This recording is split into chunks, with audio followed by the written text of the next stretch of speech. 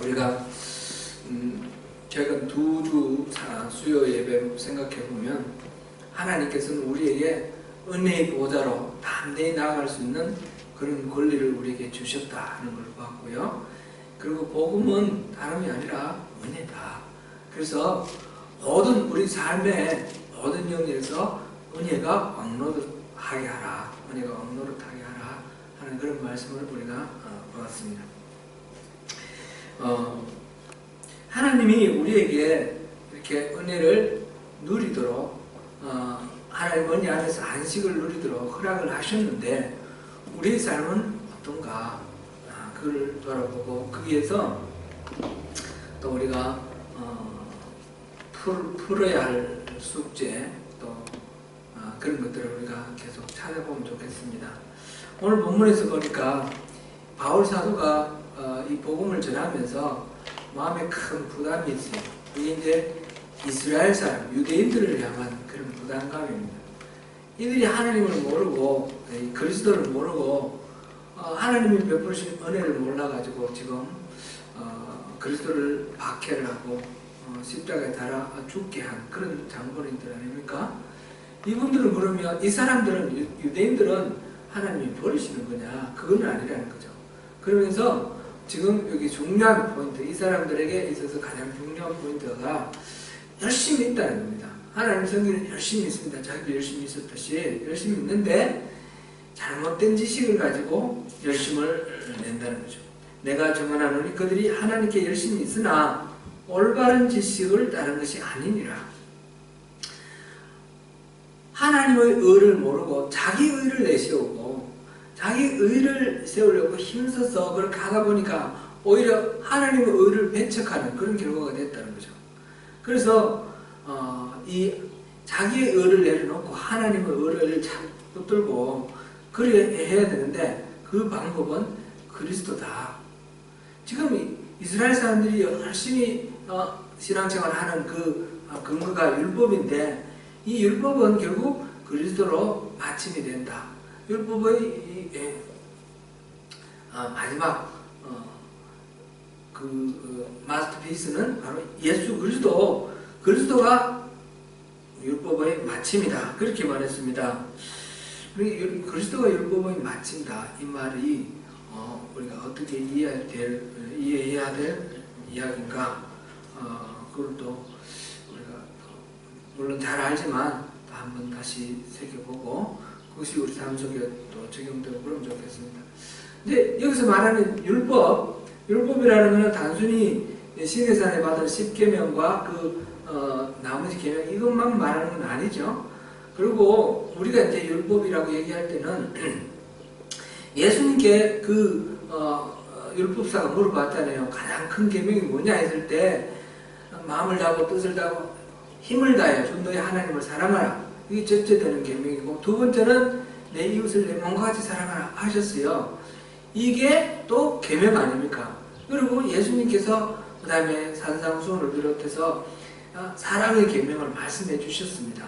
많은 이 말씀하신 것 이거 전체 다가 말하자면 율법이라는 카테고리 안에 들어가 있는 거다 이렇게 봐야 됩니다.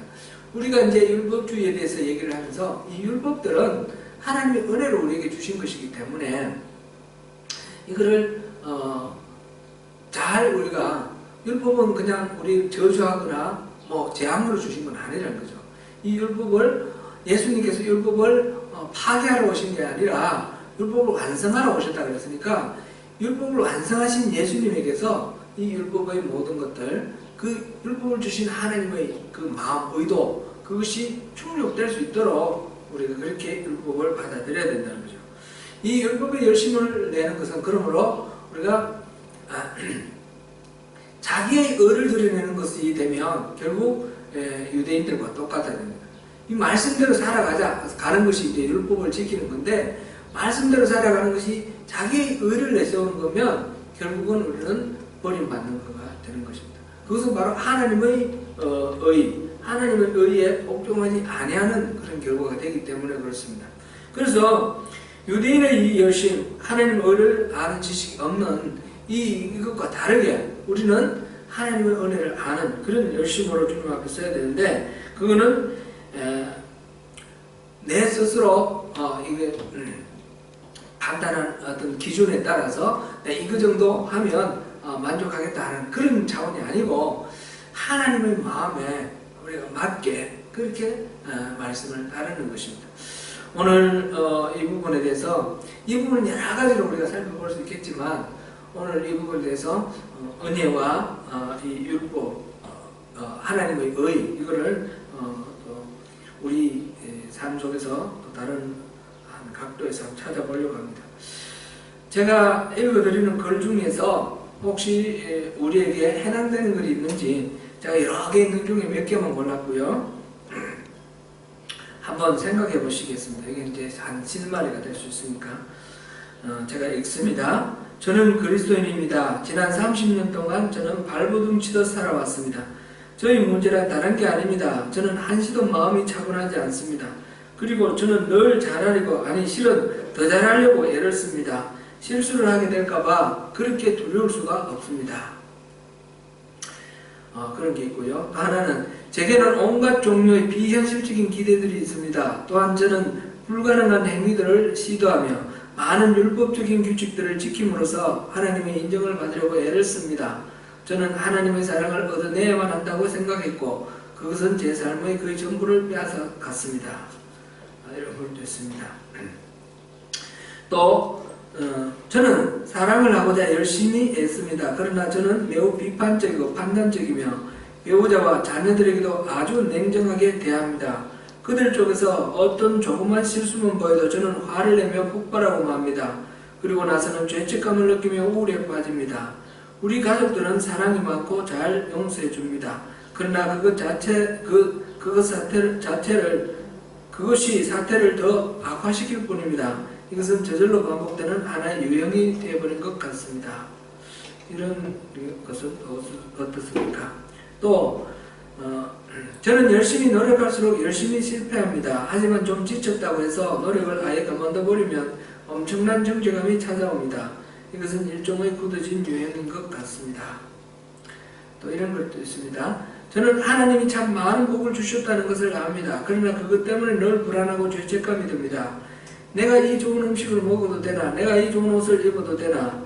세상에 굶주리고 얼벗은 사람이 너무 많습니다. 그래서 열심히 선교여행도 다니고 구제헌금도 내지만 내 마음이 편하지 않습니다. 꼭 일치되는 것이 있을 수도 있고 없을 수도 있는데 부분적으로 이렇게 또 상관되는 것이 있을 수도 있는데 한번 생각해 보시면 좋겠습니다. 우리가 교리적으로 우리가 죄인인 줄 알고요. 하나님의 은혜로 값없이 용서받은 것도 압니다.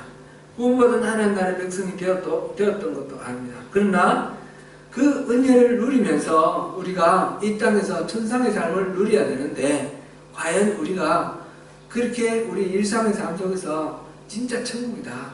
하나님 은혜가 참 이렇게 참 우리 삶을 기름지게 하고 풍성하게 한다. 이렇게 생각하면서 삽니까? 하나님의 은혜가 실감이 나지 않고 온전히 내게 다가오지 않는 경우들이 많이 있습니다. 이것은 내가 만든 어떤 목표, 내가 만든 어떤 이상, 이것이 현실과 맞지 않기 때문에 그렇습니다. 이제 이 부분은 여러 가지 이제 감정적이라는 부분이라든지 여러 가지 이제 우리가 살펴볼 텐데 오늘은 이제 특별히 죄책감하고 연결시켜서 살펴보려고 합니다. 원래 하나님께서 우리에게 주신 자아가 있습니다. 자아가 있는데 그거는 하나님의 형상대로 지어진 그런 자아, 아주 이상적인 내가 그리스도 안에서 이루어야 할 자아입니다. 여기서 자기를 부인하고 자기 십자가를 지고 나를 따를 것이니라 그럼으로써 결과적으로 얻게 되는 자, 나를 버림으로써 나를 부인하고 십자가를 지고 내가 죽음으로 얻게 되는 참된 자아. 내가 죽으면 진짜 내가 사는 겁니다. 이 자아가 있는데 이 자아상 이 자아상을 하나님이 우리에게 주셨고 하나님이 우리 생명 주시면서 이 자아상을 이루도록 이렇게 했습니다. 근데 이제 범죄함으로 인해서 이게 이제 깨졌죠. 깨진 상태인데 이것을 하나님께서는 부모를 통해서 이 자아를 이루도록 그렇게 하셨어요. 이제 지난번에 우리가 예수님에 대해서 우리가 살펴봤지 않습니까? 예수님이 인간으로 태어났는데 예수님은 키가 자라고, 그죠? 그 다음에 또 생각이 또 자라고, 그리고 사람들로부터 칭찬받고 하나님으로부터 칭찬받고 영적으로 성장하는 그런 여러 측면에서 이렇게 성장해 나가는 그런 과정을 우리가 보았는데, 부모의 양육을 통해서 이런 것들을 채우게 하나님께서 우리에게 허락하셨습니다. 부모가 말하자면 우리 자녀들을 하나님이 기뻐하시는 모습으로 채우도록 만든 하나님의 역할을 대행하는 하나님의 심부름꾼, 그런 것입니다. 그런데 우리 부모된 우리들이 불완전하기 때문에 이 하나님의 주신 그 기회를 온전하게 발휘해서 우리 자녀에게 그렇게 잘 키워내질 못하고 있습니다. 그래서 우리가 은혜와 비은혜 이걸 봤죠. 그리고 부모가 자녀들을 어떻게 양육하느냐에 따라서 이 자녀의 이 성장, 성품 이것이 형성이 됩니다. 1월달 중 제가 한번 그걸 하려고 그럽니다. 우리 조사도 한번 해보고 거기에 따라서 부모의 양육 패턴에 따라서 우리가 어떤 성향을 보이는지 그걸 어떻게 극복해 나갈 것인지 그걸 한번 살펴보려고 하는데,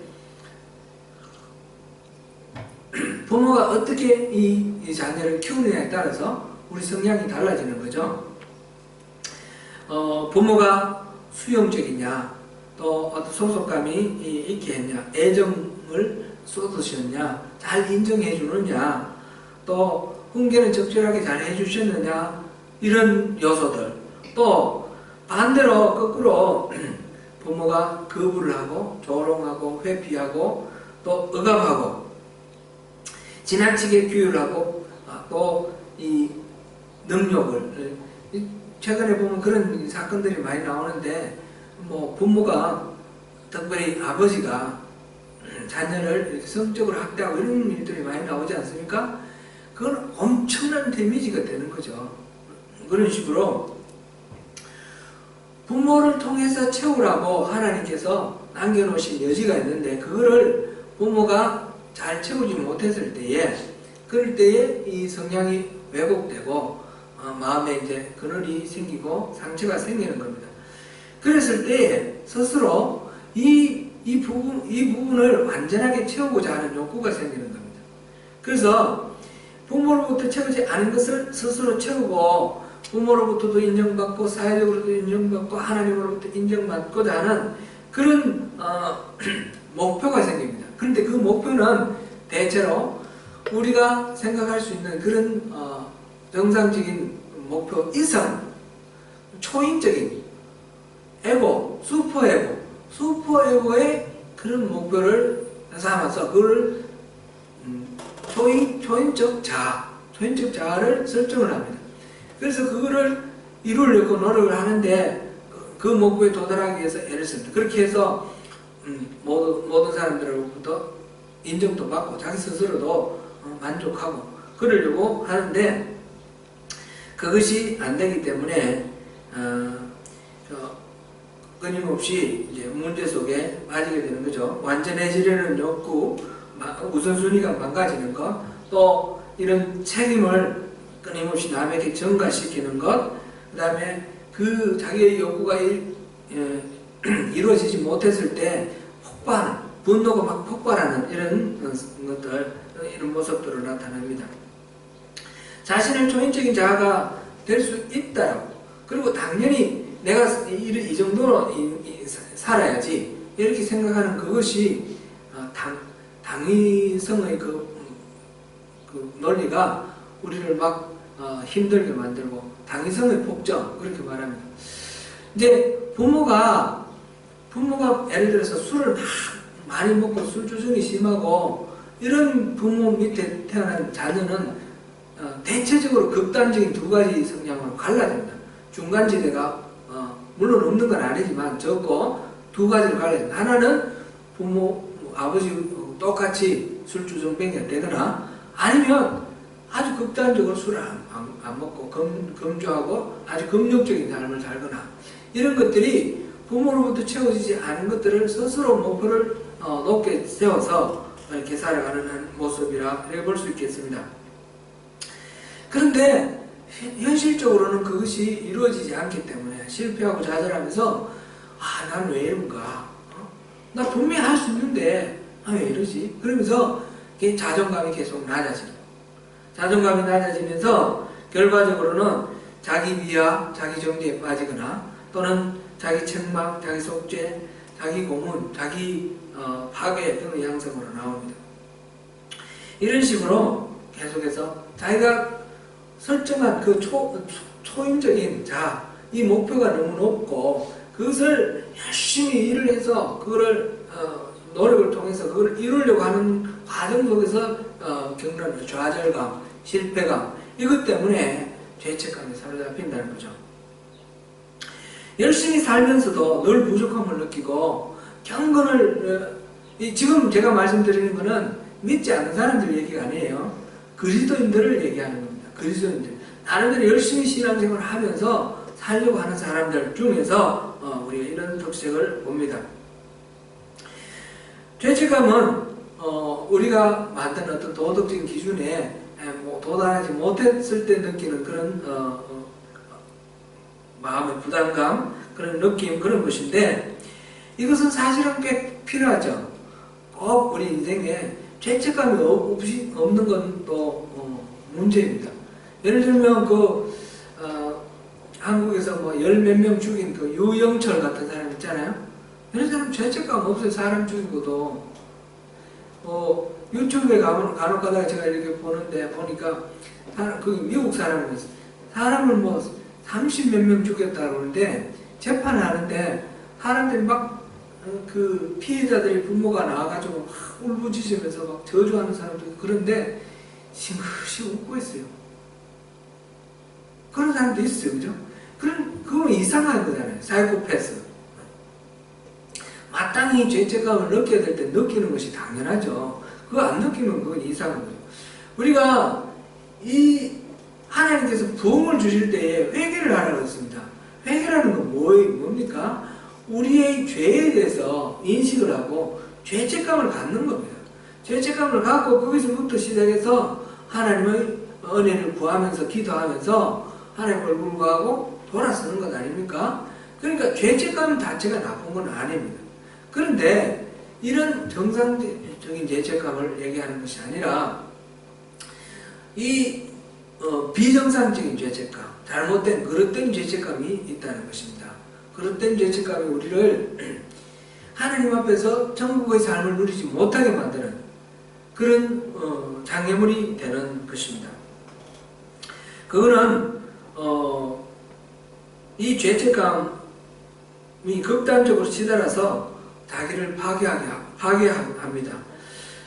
대체적으로 우리가 이제 목표를 정해놓고 열심히 노력하는 우리가 율법주의라고 표현한 이 행위를 중심으로 자기 의를 들으려고 하는 그런 경우에 갖게 되는 문제가 바로 이 죄책감인데 자기 죄에 대해서 지나치게 부담을 느끼고 그리고 죄가 분명하게 뭐 때문에 죄책감을 느끼는지 스스로도 잘 모를 정도로 모든 일에 막연하게 그렇게 느끼는 그런 경우입니다. 이 죄책감의 문제를 해결하기 위해서 첫 번째로 필요한 것은 자기의 책임, 죄책감을 느껴야 될 부분 중에 자기의 책임이 있고 자기 책임 아닌 부분이 있다는 거죠. 어떤 사람이 이제 상담하러 왔는데 한 6살, 어릴 때 6살부터 9살까지 그 아버지로부터, 이 자매인데 아버지로부터 성적 그 학대를 당한 거예요. 그래서 9살 때 도저히 이거 너무 괴롭고 힘들어서 엄마한테 얘기를 한 거예요. 엄마한테 아버지가 자꾸 이렇게 한다고. 그러면 어떻게 해야 되나요? 엄마가 보호해줘야 되죠. 그런데 엄마가 보호해주지 않고 엄마가 도리어 혼을 내는 거예요. 네가 어떻게 했길래 아빠가 그러냐고. 근데 이제 이 경우에는 이제 재혼한 부부였는데 이제 여러 가지 뭐 원인들이 있겠지만 엄마가 이 관계가 깨질까봐 두려워서 자기 딸을 온전하게 보호 못해준 그런 원인도 있는 것 같습니다. 어쨌든 간에 딸이 유일하게 그 고민을 호소를 하고 보호를 받기 위해서 엄마한테 말할 수 있는 유일한 사람 엄마한테 말했는데 엄마가 보호해주지 않고 이제 말하자면 도로 이렇게 책망을 하니까 야 아직 어리니까요. 이게 자기가 잘못해서 그런 줄 아는 거예요. 그런데 계속해서 그 죄책감 속에 빠져 있는 거예요. 그럼 늘 자기는 어떤 행동을 하더라도 이게 혹시나 잘못하지 않을까. 이제 엄마가 이제 아버지한테 딸이 유혹했다 그랬기 때문에 자기 행동이 그런 어떤 결과가 자기 의도하고 다른 결과가 오지 않을까 싶어서 항상 두렵고 이렇게 위축되고 이런 상황입니다. 나중에 이제 어른이 돼가지고 이 문제를 어디 가서 이제 또 상담하기 위해서 상담하러 갔더니 그 상담사가 이야기하기를 네 죄에 대해서 명확하게 하나님 앞에 회개하지 않으면 이 문제는 해결되지 않는다는 거예요. 그러니까 더 큰 이제 중압감에 자기는 억울하잖아요, 그죠? 억울한데 그 이제 얘기해주면 엄마도 그렇고 상담사도 그렇고 해서 너무 힘든 거예요. 이제 그런 상황에서 이제 또 상담하러 어떤 사람을 찾아왔습니다. 이제 그 상담해 주신 분이 이제 문제를 해결하기를 그렇게 해결을 한 겁니다. 네가 잘못한 부분이 뭐 있냐? 네가 지금 죄책감을 가지고 책임감을 느끼고 있는 부분이 뭐냐? 사실은 따지고 보니까 네가 책임지는 건 아니었잖냐. 이거는 네가 죄책감을 가질 부분이 아니니까 분리를 하라. 그러면 너는 여기서 책임을 져야 될 부분은 뭐가 있느냐? 그 문제를 이제 이렇게 보면서 이 부당하게 스스로에게 짐지어졌던 것을 이렇게 벗어나는 그런 과정을 통해서 자유하게 됐다. 그런 이야기를 보았습니다. 이제 우리 교회가 하나님께서 부흥을 허락하시기 위해서 회개하라고 그랬는데 우리의 죄에 대해서 우리가 정확하게 인식하고 그거를 회개해야 되지 않겠습니까? 우리는 죄가 없다 그러면 어떻게 됩니까? 우리 죄가 없습니까? 하나님이 죄 없다고 하시는 것 같지는 않아요. 제 기도를 하면서 느끼는 것은 죄 없다고 하는 건 아닙니다. 그러면 이 교회가 갈라지고 많은 사람들이 떠나고 이 과정에서 다 우리가 잘못해서 그런가? 우리가 부당하게 그 죄에 대해서 다 책임을 질 필요는 없다는 것입니다. 우리가 잘못한 게 뭔가? 죄 없다 해도 안 되고 부당하게 다른 사람의 죄까지 우리가 다 맡아서 안 되고 정확하게 우리의 죄를 알고 하나님 앞에 고할 때에 그럴 때에 하나님께서 이 문제를 우리 풀어주시고 자유롭게 하실 거라는 겁니다. 그 죄가 뭐인 것 같습니까? 제가 잘못 말하면 제가 이렇게 정죄하고 막 이렇게 우리 성도님들을 막 이렇게 욕하는 것처럼 그렇게 여기실까봐 너무너무 조심스럽고 그래서 말씀을 드리기가 어렵습니다. 이거는 제가 이렇게 어떻게 생각하는 거 이게 아닐 수도 있어요. 전혀 다를 수도 있어요. 그러니까 우리 성도님들이 하나님께 답을 구하셔서 내가 져야 할 몸만큼 해결을 하고 돌이키면 됩니다. 이제 너무 막연하게 또 이렇게 막 그러면 또 그럴 것 같고 제가 이제 기도하면서 받는 하나님의 응답은 우리 교회가 그 과정을 겪으면서 이제 피해를 당하고 막 이렇게 만약 상처를 입으면서 우리 스스로 보호를 하기 위해서 우리가 나름대로 단단해져 가지고 이 상처가 우리의 그 껍질을 만들어서 이렇게 한 부분에서 하나님과의 관계에서 온전하지 못한 부분이 있다는 거죠. 그것을 우리가 봐야 되겠어요. 좀 인본주의적인 그런 성향이 강해졌다. 하나님을 더 전폭적으로 신뢰를 하고 주님의 방법대로 가야 된다. 지금 오늘 우리 소명교회가 하나님 주신 부흥을 누리려면 이 인본주의를 떨쳐야 됩니다. 작년부터 거침없이 말하자면 우리 내부에서 갈등을 하고 이제 정관 문제라든지 이런 문제를 계속해서 이렇게 갈등한 것도 그것 아닙니까? 다른 이유입니까? 인본주의입니다. 인본주의. 교회 주인은 그리스도시고 교회 모든 운영은 주님이 인도하시는 대로 가야 되는데 우리가 너무 우리 인본주의적으로 가고 있지 않는가. 이거를 우리가 보고 이거를 우리가 회개해야 됩니다. 제가 볼 때는 다른 것 아니고 우리가 당하는 과정 속에서 우리가 지키려고 하다 보니까 이런 부분이 주님과의 관계에서 또 이렇게 이 장애물이 되고 있다는 것을 생각이 그런 마음이 여러분 교수님 마음에 들어옵니다. 여기서 자유하고 우리가 나아가야 되겠습니다. 우리 쓸데없이 죄책감 짓눌려라는 뜻도 아니고요.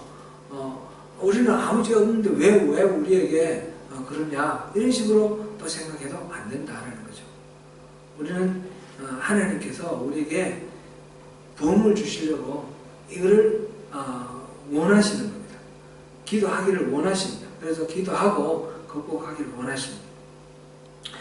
우리가 천국의 백성으로서 이 은혜를 누리기 위해서 하나님 앞에 열심을 내는데 그 열심 가운데 우리가 이제 첫 번째 우리가 이 죄책감에 대해서 이렇게 생각해 보는데 죄책감에서 우리가 구분해야 되는 거 아까 제가 말씀드린 대로 내 죄와 내가 부당하게 덮어쓰고 있는 죄, 내가 질 필요가 없는 죄 이거를 구분해서 내 죄에 대해서 정확하게 회개하는 것 이것이 필요하고요. 이것들을 나머지 부분에 대해서는 그거는 내 죄가 아니라는 것을 인정을 하고 벗어나는 것이 중요합니다. 여기에서 판가름하는 어떤 기준이 필요할 겁니다. 기준이 필요할 때 이것도 아주 단순합니다. 죄가 뭐였습니까? 죄라는 게 죄가 하나님을 떠나는 것입니다. 하나님의 자리에 내가 앉는 것입니다. 죄는 하나님과 나와의 관계가 깨떨어진 게 죄입니다. 선악을 알게 하는 나무의 실과를 먹음으로써 하나님을 나의 하나님으로 전적으로 의존하는 그것에서 벗어난 것이 죄입니다. 그러면 바른 죄책감은 뭐냐? 하나님과 나와의 관계에서 어그러진 것이 없느냐? 그거 바라보는 것이 바른 죄책감입니다. 그릇된 죄책감은 뭐냐면 하나님과의 나의 관계가 아니고 죄의 본질이 아닌 죄의 파생된 결과, 그러니까 우리 속에 들어있는 죄로 인해서 나타나는 어떤 현상, 뭐 거짓을 한다든지 폭행을 한다든지 미워한다든지 이런 이 거짓이 나타나는 행위 있지 않습니까? 행위, 죄가 드러나는 행위, 죄의 결과로서 나타나는 행위, 이 행위에 대해서 우리가 죄책감을 가지는 것이 아니라는 거죠. 이거는 죄의 본질이 아닙니까? 죄의 본질은 이 근원이 되어 있는 하나님과 나와의 관계라는 겁니다. 그래서 하나님과 나와의 바른 관계 속에서 어그러져 있는 부분을 우리가 보고 그 부분을 우리가 죄책감을 가지고 회개를 하고 돌이키면 우리가 하나님과의 관계가 온전해짐으로써 우리가 하나님 나라의 그 기쁨과 만족을 누릴 수 있는 것입니다. 우리가 갈라디아서 하면서 좀 이렇게 하나님 나라의 원칙, 가치 기준에 대해서 좀 이렇게 헷갈리는 부분이 있는 것을 우리 한번 봤습니다. 그게 심은 대로 거둔다라는 거였습니다. 심은 대로 거둔다. 죄를 지으면 벌을 받고 하나님 말씀에 순종하면 복을 받는 겁니다. 이것은 모세오경, 특별히 신명기에 그것이 아주 강력하게 들어있습니다. 그래서 이 법칙은 신명기 사관이라고 모든 역사서가 이 신명기의 관점에서 전부 이렇게 평가가 되어 있습니다. 그래서 죄를 지으면 벌을 받고 그 다음에 하나님 말씀에 순종하면 복을 받는다. 근데 이스라엘이 멸망한 이유가 뭔가?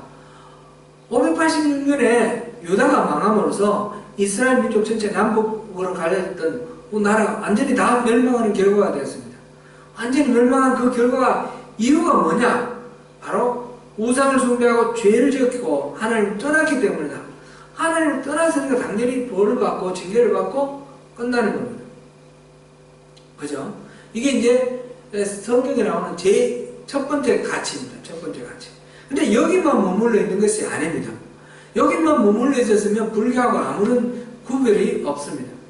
근데 성경에는 그렇게 해서 심판받은 이스라엘 백성들, 스스로 회개도 하지 않고 스스로 뭐 어떤 노력도 할 수 없는 그런 상황에 빠진 이 이스라엘을 하나님께서 은혜를 베풀어 주셔서 해방시켜 주십니다.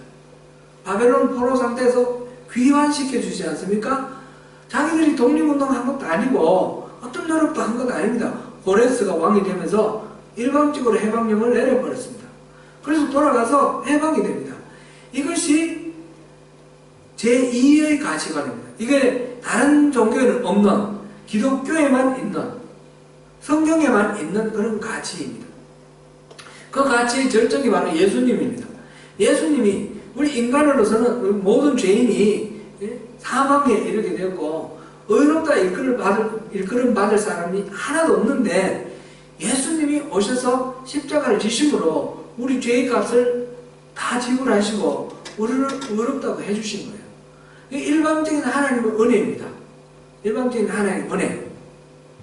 그래서 제1가치관만 있는 것이 아니라 일방적인 하나님의 은혜가 또 있습니다.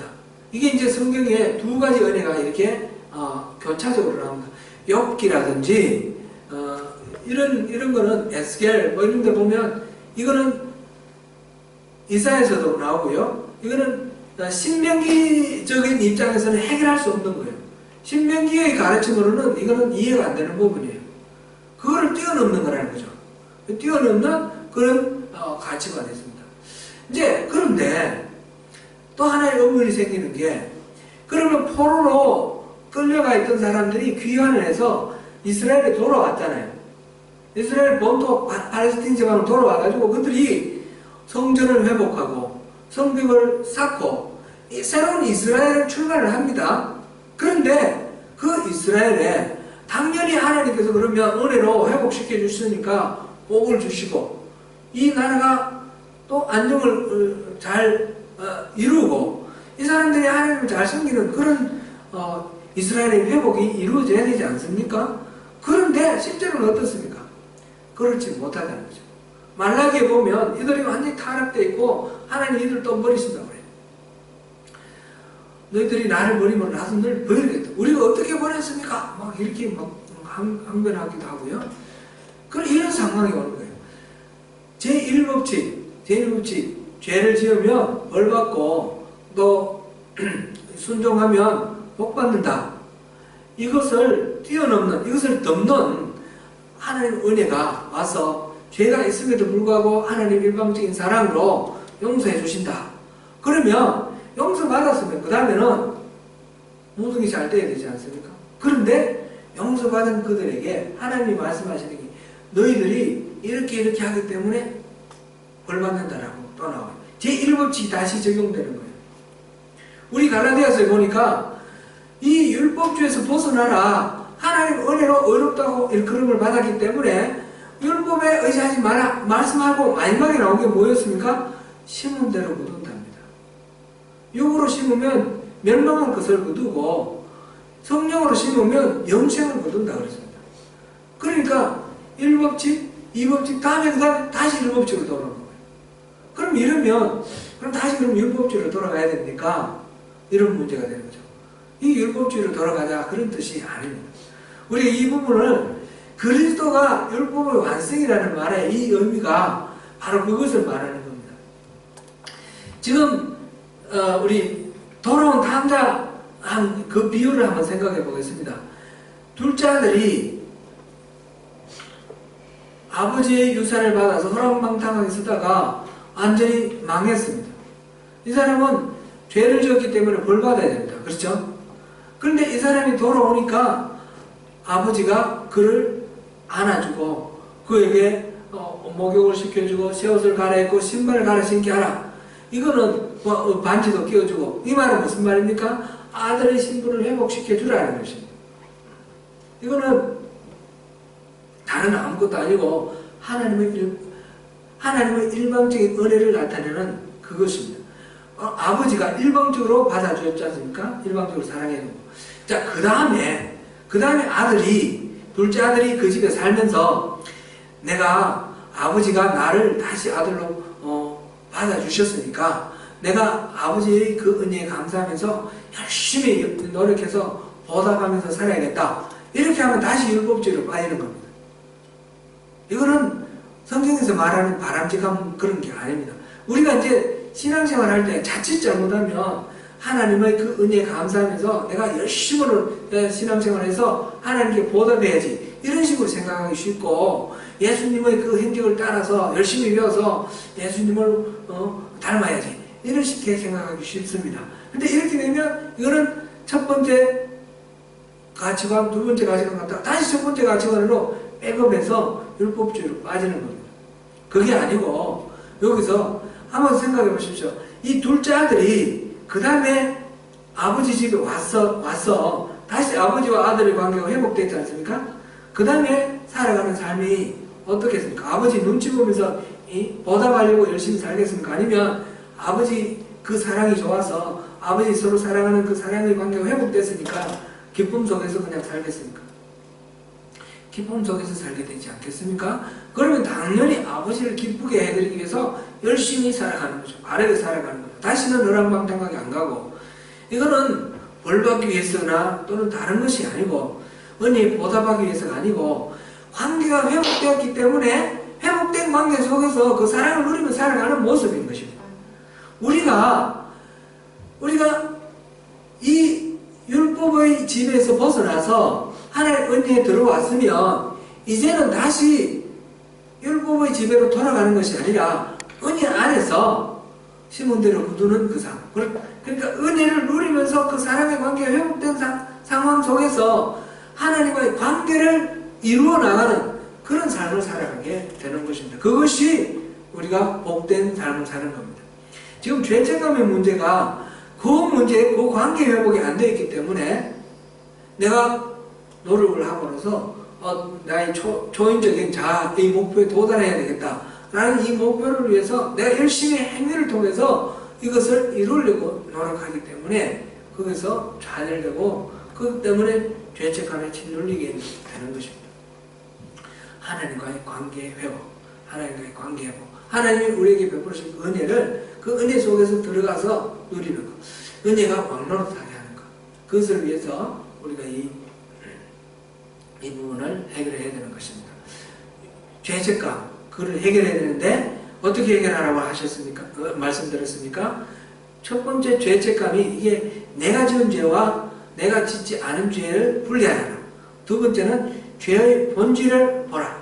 그래서 하나님과의 관계, 그것이 참된 죄책감이고, 그것을 우리가 그것을 바로 깨닫고 회개해야 될 부분이고, 하나님과의 관계가 아니라 어떤 이 죄에서 파생되는 행위에서 빚어지는 어떤 문제에 대해서 갖고 있는 부담감, 이런 것들은 우리가 배격을 해야 된다는 것입니다.